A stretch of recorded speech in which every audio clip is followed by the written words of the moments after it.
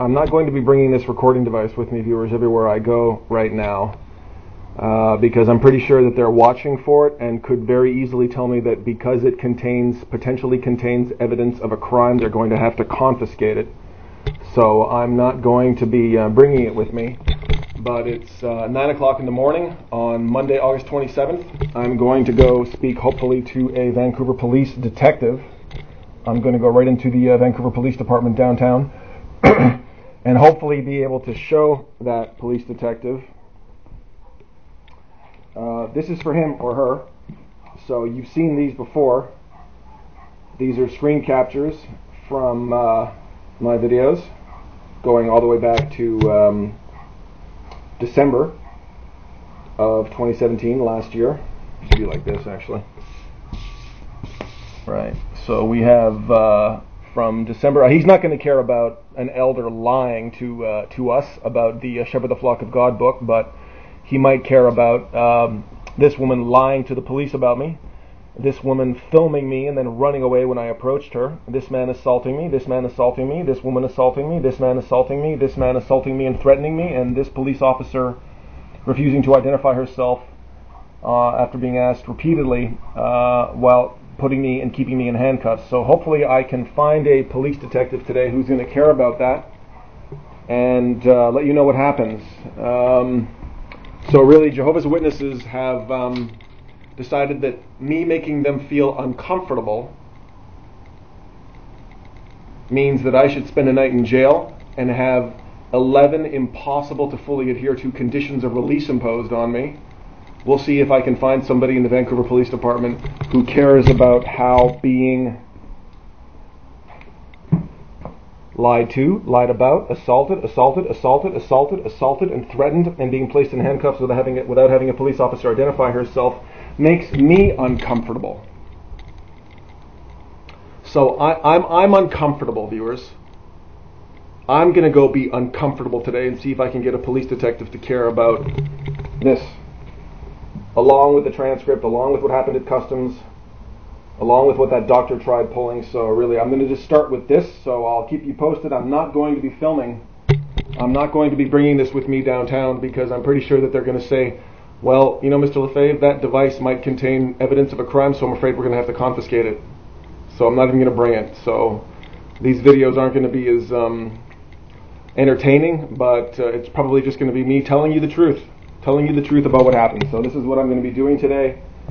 Hopefully, I've contacted a law firm in Nova Scotia, one in Ontario, the one handling the class action lawsuit, and another one in Nova Scotia who handles a lot of XJW cases. I've given them my contact information, YouTube channel, Facebook, so hopefully somebody's looking into what's going on with me and I can get some advice, because I'm pretty sure I'm going to defend myself before the judge on the 5th when I ask for the audio CD, and before the judge on the 17th when she reviews how cooperative I've been regarding the conditions of release. So I'm going to be meeting with the doctor, the mental health team tomorrow again, and they're going to be getting no cooperation from me. I don't need to be threatened with detainment for refusing to cooperate when I was told that cooperating was based on my consenting. I don't consent. I did consent, and you saw what a mistake that was. So that won't be happening tomorrow. I won't be filming it, but I'll be keeping you updated. So you guys are awesome, and I'm not going anywhere. They're trying to turn me into a mental patient. They're trying to get me to lose my cool so that they can say, Mr. Lefebvre has a problem with violence. I don't have a problem with violence. I ask you, who has the problem with violence, you guys? Hey guys, so it's about 1 o'clock now, and I was running around all morning, and the first place I went was the courthouse to ask somebody at the registry office if there was a court fee associated with making the request for the audio CD. The first person I talked to said, why would there be a court fee? I don't think there's a court fee. I said, could you please find out? So she went to get somebody else, and then somebody else came back and said, no, there's no court fee associated with that. But while I was there waiting, a sheriff came up to me and was like, are you Stuart Lefebvre? And I was like, yeah. And I was like, why? How do you know that? And he's like, because you're on YouTube. Are you recording? And I go, no, I'm not recording today, officer. Okay. Within 10 minutes of me entering the courthouse at 2 211 or 222 Main Street, I forget, the Vancouver courthouse in the downtown East End. Within 10 minutes of my entering the building, the cops were on me asking if I was recording today. So it was smart that I didn't bring this recording device with me, because they probably would have confiscated it. So I can't prove it to you that that's what happened, but that's what happened. And then I went looking for the sort of desk duty lawyer who was around, but she was in court, so I didn't talk to her. And then I went back to the court on Powell Street, where I had the mental health session. And within about 5 minutes of my entering that building, everybody came out into the reception area to greet me. They were kind of looking me up and down to see where the device was. There was no device. And then Andrew from the session, the other mental health representative, asked me to come into the office and talk to him. I told him about what happened to me at the airport. I showed him the transcript. I explained to him that she tried to sneak me into consenting to her saying something that she didn't say. And he was like, wow, man, wow. Well, that's why we're here, Stuart. We're here to help you get these charges dropped. Okay? So we'll find out tomorrow how there they are for me to get my charges dropped. So I'll let you know how that session goes tomorrow. Of course, I'm not going to be recording, but I'll let you know as soon as it happens. And then I went to the Vancouver Police Department on Canby Street. Of course, along the way I had to go through Broadway City Hall SkyTrain, and of course on the way of exiting the SkyTrain I violated the conditions of my release by coming within 100 meters of Jehovah's Witnesses who were set up at carts.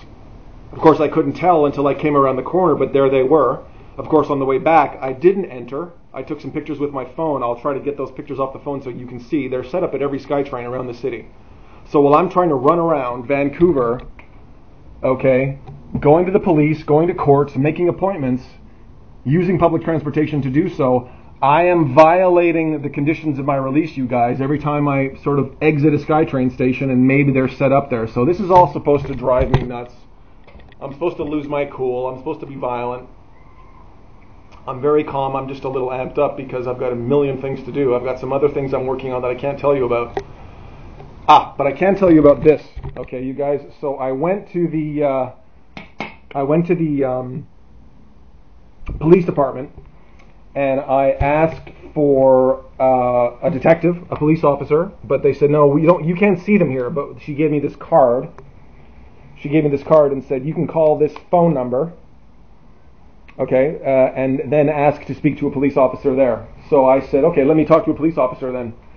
So finally I spoke to a police officer and I was like, yes, I'd like to file a report based on such and such incidences dating back to January with all the assaults, right? I just wanted to talk about them all at once. And they were like, why didn't you file those reports when they first happened? Like when you were harassed, Mr. Lefebvre, why didn't you file the report? And I said, because I wanted to try to deal with it person to person and talk to the people, trying to get an explanation as to why they thought that behavior was acceptable, etc., right? Not involve the police, which really I've been forced to do now. So I wonder if this is another ploy, forcing me to involve the police so the judge can just say, well, you know what, Mr. Lefebvre, maybe you should just stay away then.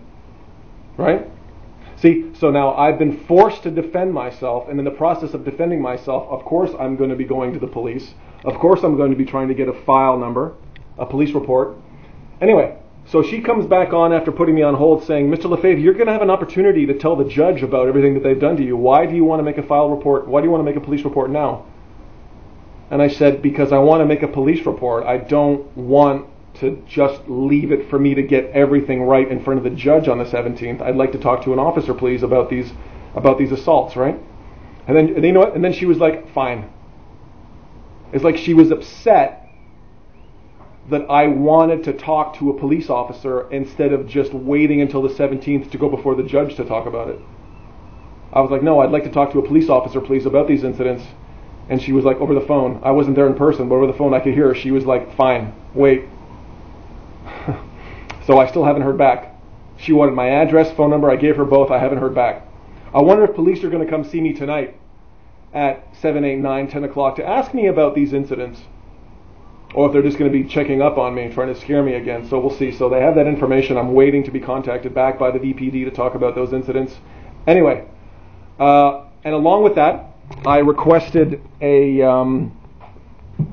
I requested all information pertaining to the incident number. Okay, that's the file number right there, you guys, from the 16th of July.